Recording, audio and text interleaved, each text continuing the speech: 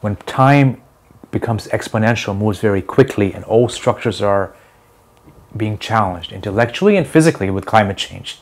You know, cities may go under, right? In that sense, there's three responses. Response one is called the reptilian brain.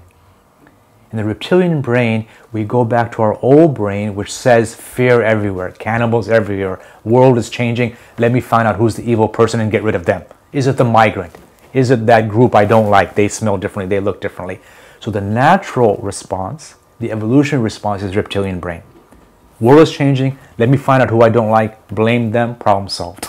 And every country is doing that now, right? The other part is the anxious brain. Too difficult to deal with. This is very difficult. I feel anxiety, I'm cracking up. So people go inside themselves. They get freaked out. They won't blame other people. They blame themselves and they're totally paralyzed. So they can't do anything.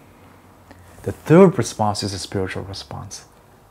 Let me have a bit of trust. Trust in emergence. Trust in spiritual. Trust in myself. And use that trust as a way to create something new.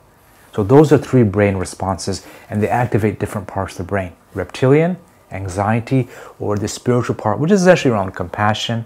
We know meditation brain steadies the part related to pattern recognition. They go up. We know compassion goes up. We know fear goes down.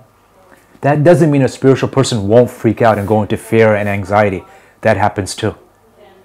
But this is saying this allows the spiritual part. So I think the spiritual part in times of huge transition is really crucial. It forces us, what Eckhart Tolle says, into the now.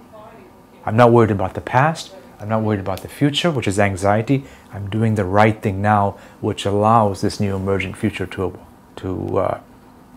be created.